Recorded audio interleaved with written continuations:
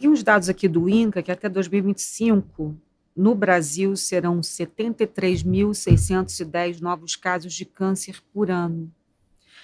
No Rio de Janeiro, serão mais de 10.290 para ser mais preciso.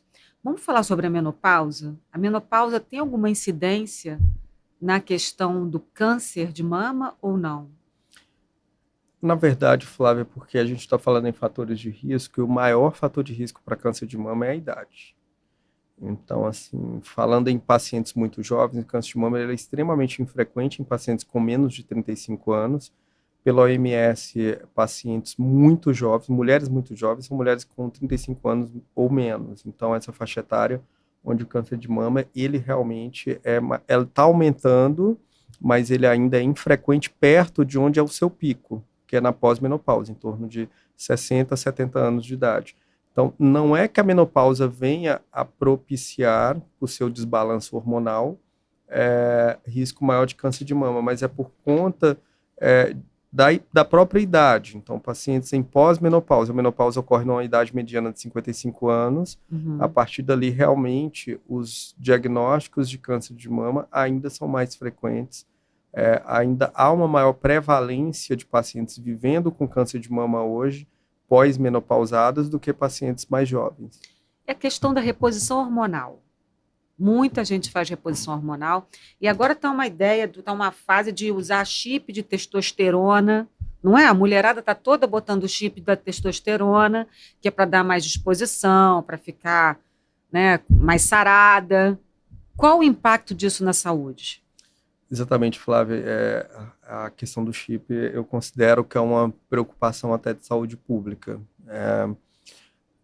Deixa eu ver por onde começa a te responder. Isso é bom, isso eu já gostei. Que a pergunta é boa. Esse alerta é bom, porque é uma modinha, a gente fica muito na modinha, e as modinhas, às vezes, eu fico de cabelo em pé. As doses, falando um pouquinho da TRH, que é a terapia de reposição hormonal, que é acompanhada, realmente prescrita por médicos, isso é uma realidade que existe, e eu acredito na terapia de reposição hormonal bem indicada, eu acredito na reposição hormonal naqueles casos de sintomas menopáusicos refratários a medidas gerais, e aí eu já digo a questão da otimização da dieta, exercício físico, até tratamentos tópicos, secura vaginal com lubrificantes, usos de ocitocinas, reeducação, psicoterapia, conjunto de fatores. acupuntura, e tudo isso que eu estou citando são medidas não hormonais. E tudo isso acompanhado por um profissional pertinente, por um bom ginecologista. Então, se a mulher faz todo esse acompanhamento, cumpre todo esse protocolo, está com tudo muito à risca e mesmo assim ainda continua com sintomas menopáusicos severos, realmente assim ela passa por uma avaliação médica, descarta também fatores hereditários, genéticos, já que, só abrindo parênteses, a gente tem dados muito recentes, fresquinhos, apontando contra a TRH em pacientes com mutações, conforme eu já citei, de BRCA, TRH, terapia de reposição hormonal. Ah, sim.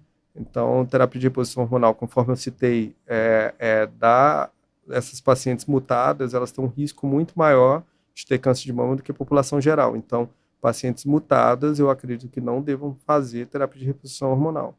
Sim. Então, assim, terapia de reposição hormonal, para mim, bem acompanhada e em sintomas, em pacientes com sintomas refratários, que passou por toda essa situação de protocolo não hormonal, eu não sou absolutamente contra. Eu acho que essas situações individualizadas e bem citadas pode ser indicado sim. Falando um pouquinho dos chips e da reposição de testosterona, relatos realmente de melhoras de sintomas menopáusicos, mas é uma preocupação de saúde pública porque muitas vezes é feito por profissional que não tem uma noção muito grande de riscos de câncer de mama e muito menos de ambiente hormonal metabólico da mulher. Então, muitas vezes são mal indicados, muitas vezes realmente aumentam o risco de câncer de mama. Conforme acontece em homens, a testosterona ela pode ter conversão periférica de estrogênio, então muitas vezes você tem ali um aumento dessa exposição a estrogênio. Sim. E, consequentemente, é feito o chip, às vezes, ele pode ter liberação errática. Então, você, às vezes, não tem uma noção e quantificação do tanto que você está tendo ali de liberação sanguínea. Sei. E um grande problema, muitas vezes, quando é feito um diagnóstico de câncer de mama, eu já tive pacientes nessa situação de uso de chip de testosterona, você não consegue retirar o chip. Então, você muitas vezes está com a doença que ela é guiada, ela é dirigida por uma autoexposição de hormônio específicos no sangue, e o próprio tratamento, de uma forma efetiva, você não consegue instituir, porque o chip está ali ainda liberando um hormônio que, por premissa, no próprio tratamento de câncer de mama, você teria que bloquear. Então, de uma maneira geral, você está ali oferecendo um tratamento que você não tem nem estudos para saber se naquele ambiente, situação específica, vai estar sendo efetivo. Então, o uso de chip para nós oncologistas, quando a gente vê uma paciente que usou, implantou chip, principalmente aqueles chips que não podem ser cirurgicamente retirados, essa situação específica é muito calamitosa. Eu já tive paciente que tivemos que rodar exames de imagem, eu tive que identificar ainda se esse paciente estava com chip e eu encontrei já 15 chips implantados Meu Deus. E ali para retirar foi uma situação muito complexa. Então, assim, E mulher nova? Mulher jovem.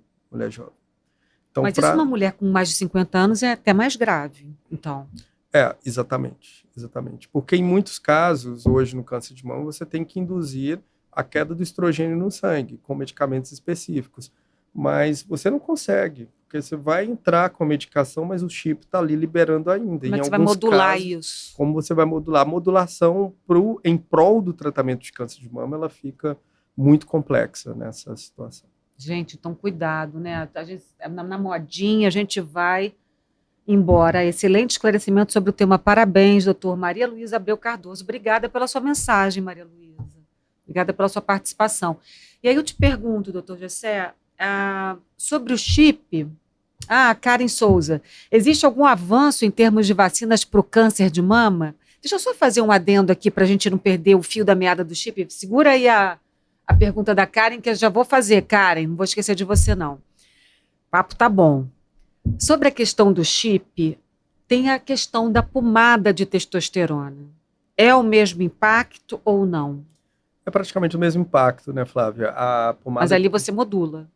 Mas a pomada de testosterona, então, na verdade, o chip você implantou, e você às vezes não consegue retirar isso no diagnóstico, e justamente para eu conseguir uma modulação em prol do tratamento de câncer de mama ali no meu consultório, é algo calamitoso, é algo que enfim, a gente teve eu participo muito de reuniões semanais com grupos que tratam câncer de mama, então participam vários oncologistas, mastologistas e colegas do Brasil inteiro, em diversos web meetings que a gente faz para discussão de casos desafiantes durante a semana, e justamente na semana passada um colega veio com essa situação, realmente assim, da dificuldade que ele estava tendo de modular essa paciente, trazê-la para um ambiente seguro, um ambiente favorável para o tratamento de câncer de mama, porque justamente ele não conseguia controlar essa liberação de testo que continuaria errática. Então, e o uso de testosterona tópico, o que eu quero dizer é que ele mantém o mesmo efeito como fator de risco para câncer de mama. Mesmo não usando todo dia. Exatamente. A gente não tem esse dado, né? Mas assim, de uma maneira tão objetiva, mas acredita-se que com a conversão periférica de testo em estrogênio, isso aumenta o nível de estrogênio no sangue e isso aumenta o risco de câncer de mama.